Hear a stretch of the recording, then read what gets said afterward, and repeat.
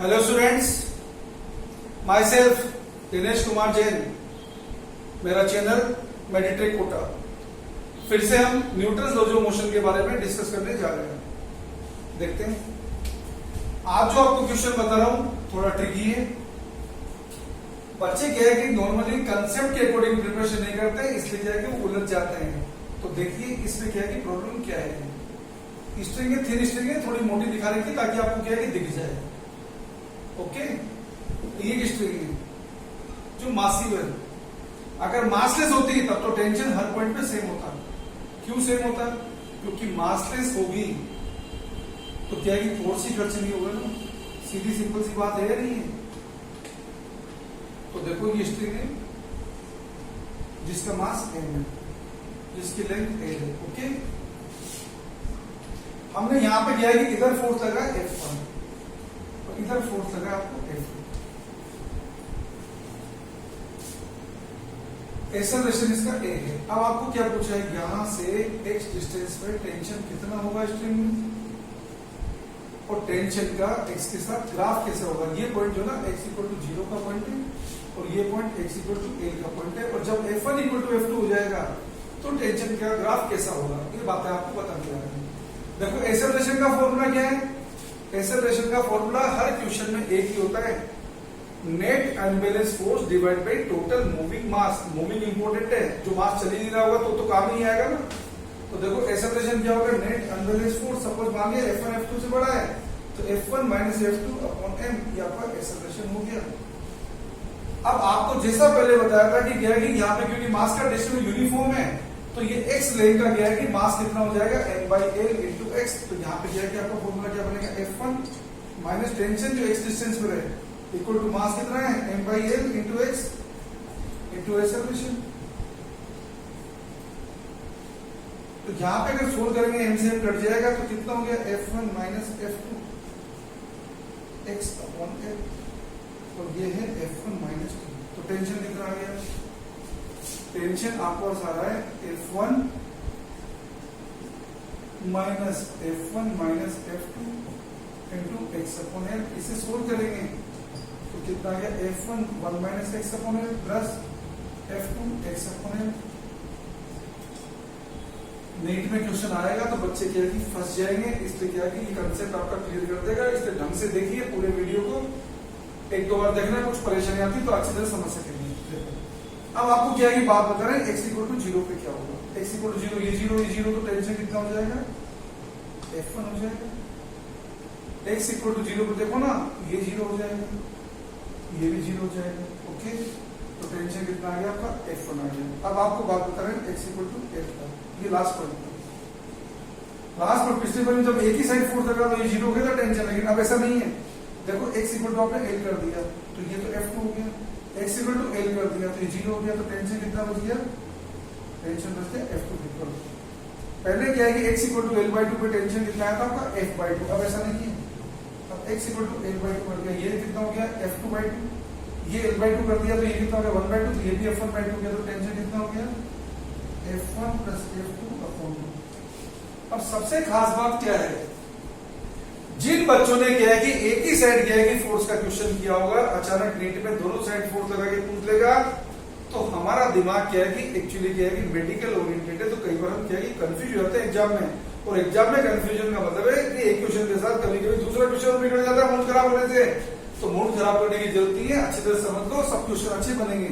तो देखो यहाँ पे क्या है कि इक्वेशन क्या है, ये टेंशन की इक्वेशन है। देखा आपने, ये इक्वेशन है बेटा। इक्वेशन क्या है, y equal to m x plus c। m negative है तो स्लोप नेगेटिव है, बड़ा आराम से क्या है कि ग्राफ बनेगा।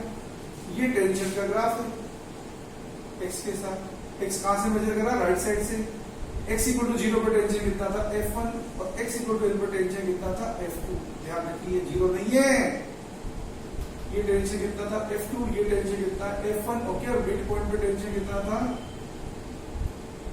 F1 plus F2 upon 2। देखो YouTube पे क्या है कि लेक्चर आपको बहुत सारे लोगों को मिलेंगे, लेकिन आप क्या है कि पास कब होंगे, एग्जाम कब क्वालिफाई होगा, जब आपके फंडे क्लियर होंगे, जब आप अच्छे कंसेप्चुअल क्वेश्चन सोल्व करोगे, तब जाके क्या है कि एग्जाम में आप अच्छे मार्क्स ला पाएंगे। इसलिए वीडियो को क्या है कि लगातार देखते रहिए, वॉच करते रहिए अच्छी तरह, और चीजों को क्रिटिकली एनालाइज करिए कि यहाँ पे क्या है कि वीडियो लेक्चर जो आपको मिल रहे हैं ना, ये एक डिफरेंट टाइप के, इसलिए लगातार इनको क्या है कि वॉच करिए। अपने किसी फ्रेंड को यदि आप चाहते हैं कि वो भी सेलेक्ट हो जाए तो उसे भी सजेस्ट करिए, क्योंकि ये लेक्चर क्या है कि एकदम अलग टाइप के लेक्चर है। नॉर्मली क्या है कि यूट्यूब पे अगर आप देखेंगे तो इस टाइप के लेक्चर आपको क्या है कि बहुत मुश्किल से देखने को मिलेंगे। ओके, इसलिए लगातार क्या है कि इसलिए लगातार आप इसको क्या है कि बने रहिए। अब आपको क्या है कि मैं अगली बार वापस आपको क्या है कि नया क्वेश्चन लिखा रहा हूं, देखिए। अब आप मुझे ये बताइए, यदि F1 इक्वल टू F2 कर देता, अब तो आप समझ ही गए होंगे, इससे प्रॉब्लम नहीं है। लेकिन जिनको पहले ये पता नहीं होता वो तो कंफ्यूज हो जाते हैं। F1 इक्वल टू F2 कर देते तो क्या होता, बताओ क्या कैसा ग्राफ आता है। F1 इक्वल टू F2 कर देते तो इधर देखो, F1 इक्वल टू F2 कर देते तो ये भी F होता, और F1 इक्वल टू F2 कर देते तो ये भी F होता, और हर जगह क्या होगा, ये भी F, ये भी F, ये भी F, हर जगह क्या है, F ही F। कहने का मतलब अगर आपका फंडा क्लियर तो हर जगह आपको सक्सेस ही सक्सेस, समझना ही बात। तो टेंशन क्या होगा, इसके साथ चेंज ही नहीं होगा। क्यों चेंज नहीं होगा, क्योंकि एक्सेलरेशन जीरो रहेगा ना, एक्सेलरेशन जीरो रहेगा तो हर जगह नेट अनबैलेंस फोर्स को जीरो लेना पड़ेगा, तो ये टेंशन का ग्राफ बना रहेगा। ओके, अब आपको क्या की बात बताते हैं पुली वाले क्वेश्चंस के बारे में। तो डियर स्टूडेंट देखिए,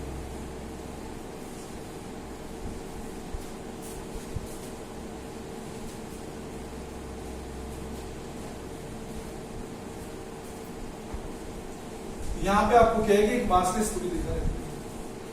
न्यूटन में जब भी आएगी मास ही आएगी। ये आपको दिखा रखा है 4 kg, ये आपको दिखा रखा है 2 kg।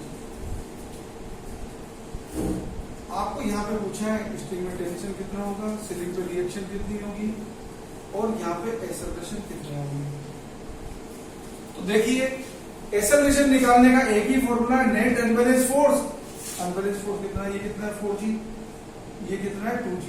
फिर 4g से ड्राइव करेगा तो 2g इसको अपोज करेगा, तो नेट अनबैलेंस फोर्स कितना हो गया 4g minus 2g divide by total moving mass. चलना तो सारे को है 4 + 2 को, तो कितना हो गया 2g का मतलब 20/6 मींस 10/3 मीटर/सेकंड²। ये तो आपके पास हो गया एक्सेलरेशन। ओके, अब आपको निकालना है स्ट्रिंग में टेंशन, तो यहाँ 4 kg से भी निकाल सकते हो, 2 kg से निकाल सकते हो, जहां की इक्वेशन आप चाहे वही का बना दीजिए।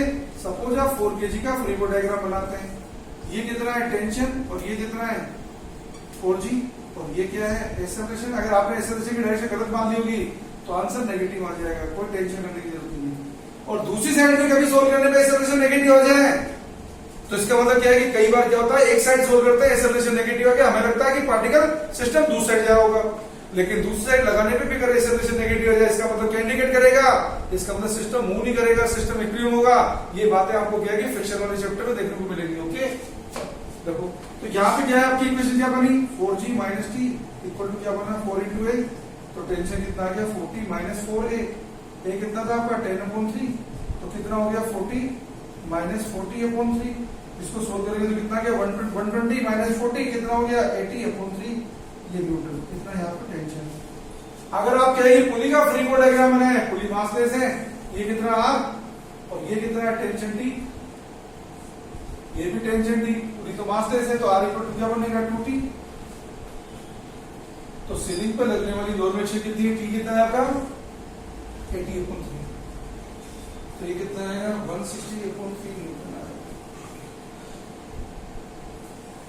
ये आपके पास सीलिंग पे लगने वाली नॉर्मल टेंशन। Okay, 160/3 Newton. और आगे बढ़ते हैं अपन,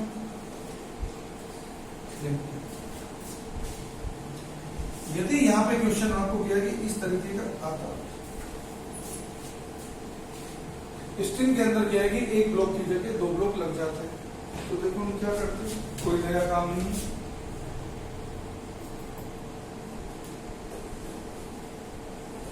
यदि हमारा सिस्टम कुछ ऐसा होता है, ये मान लो इसका मास एम है, ऊपर इसके स्मॉल एम रखा हुआ है और नीचे ये भी मान लो कैपिटल एम है। ठीक है, अब आपको क्या पूछना है, सिस्टम को हमने रेस से रिलीज करा, हमें पूछा कि कैपिटल एम स्मॉल एम के बीच में नॉर्मल रिएक्शन कितनी है और यहाँ का एक्सेलरेशन कितना होगा, पुली मास टेंस है। तो आपका बिल्कुल इजी क्वेश्चन है, लेकिन क्या होता है एग्जाम में कई बार हमारा दिमाग घूम जाता है, इजी भी मुश्किल लगता है। एक्सेलरेशन का क्या फॉर्मूला, नेट एनवेलेस फोर्स, तो उधर फोर्स कितना है m plus m into g, इधर कितना है mg, string massless pulling massless, तो क्या बना m plus m into g minus mg, ये तो हुआ net unbalance force divide by total moving mass. तो डियर स्टूडेंट हमारे पास क्या आ गया mg upon 2m plus m, ये तो होगा एक्सेलरेशन आ गया। अब आपको चाहिए यहाँ पर कैपिटल एम और स्मॉल एम के बीच में लगने वाली नॉर्मल रिएक्शन, ये नॉर्मल रिएक्शन। हम क्या है ग्राउंड फ्रेम इक्वेशन बना रहे हैं, तो क्या है इसका वेट mg, तो क्या इक्वेशन बनेगी इसकी mg minus N equal to क्या बनेगा एम एन क्या आ गया mg माइनस एन, तो ए कितना ये रहा है mg अपॉन 12%। इसे सोल्व कर सकते हैं आप आराम से, खुद ही कर देंगे। देखो यहां से क्या बाहर निकल जाएगा, g तो बाहर निकल जाएगा, अंदर क्या बच जाएगा 2m plus m minus m, बचा कि नहीं बचा, divide by 2m plus m, बचा कि नहीं बचा, इस छोटे m से छोटा m कट जाएगा, आपका क्या हो गया 2m छोटा m g upon 2m plus छोटा m, ये आपका नॉर्मल रिएक्शन है। ओके, अब आपको क्या है कि यहाँ पर इसी टाइप का क्या है कि और क्वेश्चन बताते हैं, ताकि आपके क्या है कि फंडे एकदम क्या है कि पक्के कर लेना, फंडे पक्के नहीं करोगे तो सब कुछ गड़बड़ होगा।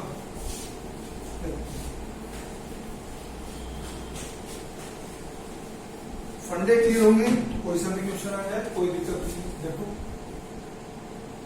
यहां पे आपको पूरी करेंगे, ये मान लो कि ब्लॉक है 4 kg मास का, इधर स्ट्रिंग को किसी ने खींचा 18 न्यूटन फोर्स लगा के, आपको क्या पूछा इस 4 kg का एक्सेलरेशन क्या होगा, स्ट्रिंग में टेंशन क्या होगा, स्ट्रिंग मास लेस, तो नेचुरल सी बात है निकालने की क्या जरूरत है, टेंशन क्या है वही तो है 80 न्यूटन, क्योंकि मासलेस स्ट्रिंग में हर जगह टेंशन क्या होता है सेम, तो टेंशन तो कितना आ गया 80 न्यूटन, आपका काम हो गया पहला। अब दूसरा काम, अगर टेंशन कितना है 80 न्यूटन, इसका वेट कितना है 4g, तो क्या इक्वेशन बनेगी 80 माइनस 4g इक्वल टू क्या हो गया 4 इंटू ए, तो ये कितना हो गया 40 इक्वल टू कितना हो गया 4a, एक्सेलरेशन कितना हो गया इसका 10 मीटर पर सेकंड स्क्वायर। ओके, अब इसी क्वेश्चन को क्या है फिर से आपको मॉडिफाई करके दे रहे हैं, तो देखिए जब तक आपके दिमाग में क्या है कि हर तरीके से क्या है कि जो चीजें बदलेगी उसको एडजस्ट करने की कैपेसिटी आप बिल्डअप नहीं करेंगे, एग्जाम में क्वेश्चन नहीं बनेगा, ध्यान रखना, क्योंकि एग्जाम में ऐसा नहीं कि बुक से उठाया सीधा क्वेश्चन आ जाएगा। देखो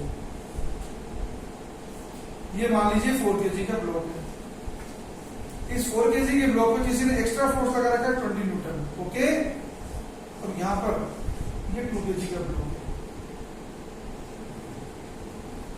आपको पूछा है कि यहाँ पे एक्सेलरेशन कितना होगा, स्ट्रिंग में टेंशन कितना होगा, बड़ा आराम से बता दोगे। एक्सेलरेशन क्या फॉर्मूला है, नेट अनबैलेंस फोर्स, इधर कितना फोर्स अनबैलेंस फोर्स है 4g, तो इसका वेट इजी, साथ में 20 न्यूटन है, उधर 20 है 2g, समझे नहीं समझे, 4 kg का 4g 20 न्यूटन एक्स्ट्रा, उधर 2 kg का 2g, ये तो क्या net unbalance force divide by total moving mass, moving mass कितना हो गया 4 प्लस 2 kg। ओके, सोल्व करेंगे तो कितना हो गया 20 कट गया, 4g कितना हो गया 40 अपॉन 6 मींस 20 अपॉन 3 मीटर पर सेकंड स्क्वायर। ज्यादातर टाइम क्वेश्चन का आंसर अच्छा आएगा, लेकिन बुरा भी आएगा तो परेशान मत होना, क्योंकि हमें तो क्या है कि क्वेश्चन सोल्व करना है। एक्सेलरेशन आ गया, अब आपको निकालना है यहाँ पे टेंशन, राइट साइड से निकालो चाहे लेफ्ट साइड से निकालो, आपकी इच्छा है, जिधर से आपको जी लगे उधर से बना देना। देखो ब्लॉक ये सिस्टम ये किधर जा रहा है नीचे, तो इसको किधर रखना पड़ेगा ऊपर, क्योंकि स्ट्रिंग कंस्टेंट से दोनों के एक्सेलरेशन का मैग्नीट्यूड सेम होंगे, तो क्या इक्वेशन बनेगी t minus 2g equal to 2 into a, ये तो निकलेगी आपका 20 अपॉन 3, तो टेंशन कितना आ गया 20 प्लस 2 इंटू ए कितना था आपका 20 अपॉन 3, तो सब कुछ सोल्व कर देंगे तो 20 प्लस 40 अपॉन 3 कितना हो गया 60 100 अपॉन 3, ये आपका न्यूटन आ गया। ओके, कभी भी न्यूटन को क्या है कि ऐसे मत लिख देना, वैसे लिखना तो उनको होता ही नहीं, एग्जाम में सब कुछ आता है। ओके, समझे नहीं समझे, ये क्या है कि यूनिट डायमेंशन में क्या है कि जब भी साइंटिस्ट का नाम लिखा होता है तो पहला लेटर क्या लिखना पड़ेगा, छोटे से लिखना पड़ेगा, इसे ऐसे लिखना पड़ेगा। कभी कभी क्या है कि सिर्फ क्वेश्चन में दो ऑप्शन दे देगा, एक ऑप्शन ऐसा देगा, एक ऑप्शन ऐसा, तो आपको इसको चुनना पड़ेगा, क्योंकि न्यूटन को या तो यूं लिख सकते हो आप, या न्यूटन को यूं लिख सकते हो। न्यूटन को यूं नहीं लिखोगे, अगर एक ही ऑप्शन लिखा तब तो प्रॉब्लम नहीं है, लेकिन दो में अगर लिखा आपको लगेगा कि क्या बेवकूफ बना दिया, 100/3 न्यूटन इसमें लिख दिया, 100/3 न्यूटन इसमें लिख दिया, कौन से को टिक करें, तो परेशान मत होना। इसका मतलब वो आपको यूनिट एंड डायमेंशन से चेक करना चाह रहा है, ओके, कि आप क्या है कि एरर वगैरह क्या है कि साइंटिस्ट को क्या है कि नाम को कैसे लिखा जाता है, तो हर चीज को क्या है कि आप एकदम बारीकी से समझिए, तब जाके क्या है कि एग्जाम क्वालिफाई कर पाएंगे, ओके। तो आपने देखा सिंगल पुली क्या है कि लगी हुई है, तो क्वेश्चन को कैसे सोल्व करते हैं, आगे चलते हैं।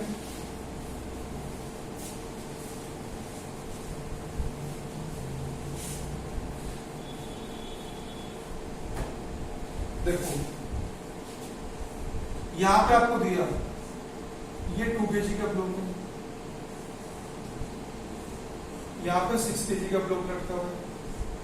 आपको पूछा ये टेंशन कितना होगा, पुली मास से एक्सेलरेशन कितना होगा, और ये पुली पे लगने वाला फोर्स कितना होगा। पुली को क्या है कि कितने फोर्स से यहाँ पे बांधना पड़ेगा ताकि पुली बैलेंस हो जाए, इक्विलिब्रियम रहे।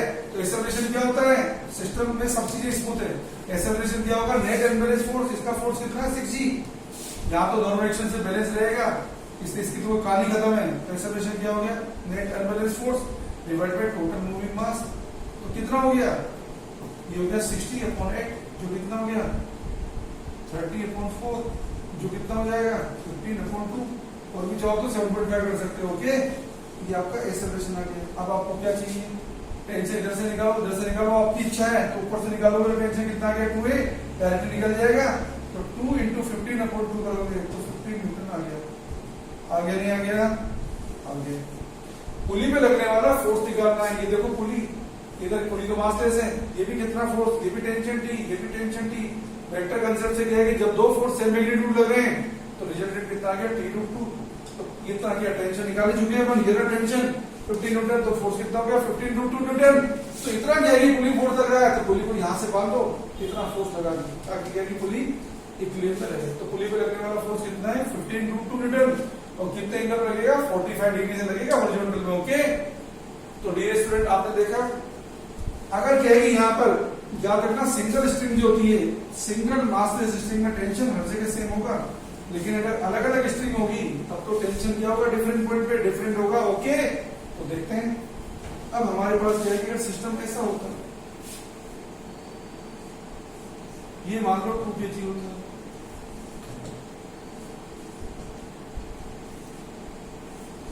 ये मान लो यहाँ पे ब्लॉक लटका होता है 6 kg का, यहाँ पे ब्लॉक लटका होता है 4 kg का। अब आपको पूछा होता कि यहाँ पे टेंशन कितना है, ये टेंशन T1 मानो, ये टेंशन T2 मानो, ओके, और इसका एक्सेलरेशन A तो सबका ही रहेगा, तो क्योंकि सिस्टम तो सब साथ ही चलेंगे ना, ठीक है। तो देखो क्या इक्वेशन बनेगी, यहाँ कितना लग रहा है 6g, यहाँ कितना लग रहा है 4g, तो एक्सेलरेशन क्या होगा, net unbalance force 6g - 4g upon total moving mass 6 + 2 + 4, कितना हो गया 6g - 4g 2g, 2g का मतलब 20, ये कितना हो गया 6 + 2 8, 8 और 4 कितना हो गया 12, कितना हो जाएगा 10/6, कितना हो जाएगा 5/3, ये तो आपका हो गया एक्सेलरेशन, ओके। अब आपके लिए क्या है कि क्या पूछा है, T1 पूछा है, ये लो T1 आ गया। T1 कैसे आएगा बोलो, ये ऊपर जा रहा है, ये जाएगा नीचे, तो 6g - T1 = क्या हो गया 6a, तो T1 कितना आ गया 60 - 6 × a, ये कितना है 5/3, तो कितना हो गया 60 - 30/3, तो कितना जाएगा 10, तो 50 न्यूटन हो जाएगा। अब आपको क्या चाहिए T2, ये T2 ले जाएगा, ये लो T2 - 4g = क्या आ गया 4a, तो T2 कितना आ गया 40 + 4 × a, a कितना था यार आपका 5/3, कितना हो गया 20/3, तो 40 + 20/3 कितना हो जाएगा, ये हो जाएगा 120, 20 कितना हो जाएगा 140/140/3 न्यूटन। ये आपका टेंशन आ गया T2। तो सब कुछ आपका निकल गया, एक्सेलरेशन निकल गया आपके पास, T1 निकल गया, T2 निकल गया। आपको न्यूटन का फॉर्मूला क्या बताया था, एक्सेलरेशन क्या होता है, net unbalance force divide by total moving mass. ये बात याद रखना, मूविंग मास नहीं चलेगा ना, मास अगर दुकान में जाओगे सामान नहीं परचेज करोगे तो पैसे थोड़ी दोगे, पैसे तभी दोगे जब सामान परचेज करोगे। ओके, तो देखिए ये 4 kg का ब्लॉक है, ये 2 kg का ब्लॉक है, सरफेस स्मूथ है, यहाँ पे फोर्स लगा 6 न्यूटन। बच्चे जान के कंफ्यूज होते हैं कि 6 न्यूटन लगा तो सोचते हैं एक्सेलरेशन 1 मीटर पर सेकंड स्क्वायर होगा। याद रखना ये सरफेस क्या है, स्मूथ, ये भी क्या है, स्मूथ। क्या पूछा, एक्सेलरेशन पूछा। ग्राउंड फ्रेम में 4 kg का 2 kg का एक्सेलरेशन कितना होगा, 4 kg की बात कर रहे हैं। 4 kg ब्लॉक का एक्सेलरेशन कितना होगा, एक्सेलरेशन होगा net unbalance force divide by total moving mass. Moving mass 4 kg चल रहा है ना, क्योंकि इसको सरफेस या फोर्स कोई फ्रिक्शन तो है ना, तो 2 kg पे तो कोई फोर्स ही लग रहा। तो क्या इसका एक्सेलरेशन कितना हो गया, 3/2 मीटर पर सेकंड स्क्वायर। किसका, 4 kg का। 2 kg ब्लॉक का ग्राउंड फ्रेम में एक्सेलरेशन कितना होगा, 0। ओके, क्योंकि 2 kg पे क्या है कि कोई हॉरिजॉन्टल डायरेक्शन में फोर्स नहीं है, ध्यान रखना। अगर कभी पूछता है कि 2 kg ब्लॉक क्या है, कब गिर जाएगा, अगर इसके सेंटर वहां से डिस्टेंस दे दी सपोज 2 मीटर, तो गिर जाएगा ना कब, जब ये 4 kg ब्लॉक 2 मीटर आगे खिसक जाएगा तो 2 kg ब्लॉक गिर जाएगा। तो गिरने के लिए कितना चलना पड़ेगा, relative displacement of 4 kg with respect to 2 kg 2 metre होना पड़ेगा। S equal to u t plus half at square, u तो 0 इनिशियल, हाफ एक्सेलरेशन कितना है इसका 3/2 इंटू टी स्क्वायर। तो ये टी कितना हो जाएगा, ये हो गया 2 इंटू 2 4, 4 इंटू 2 कितना हो गया 8, 8/3 आ गया टी स्क्वायर। तो टी कितना आ जाएगा 8/3 अंडर रूट, इतने टाइम में गिर जाएगा। ओके, इतने सेकंड के अंदर 2 kg का ब्लॉक 4 kg की सरफेस से गिर जाएगा। तो डियर स्टूडेंट, अगली बार फिर मिलते हैं पर अगले लेक्चर में न्यूटन डोजो मोशन पे। तो लेक्चर पे क्या है कि बने रहिए। सबसे इंपॉर्टेंट बात है, अगर क्या है कि वीडियो लेक्चर्स में मजा आ रहा है तो क्या है कि लेक्चर्स को लाइक करिए, शेयर करिए, सब्सक्राइब करिए और अपने फ्रेंड्स को भी क्या है कि साथ साथ क्या है कि अच्छी तरह से बताइए। Okay, thank you very much.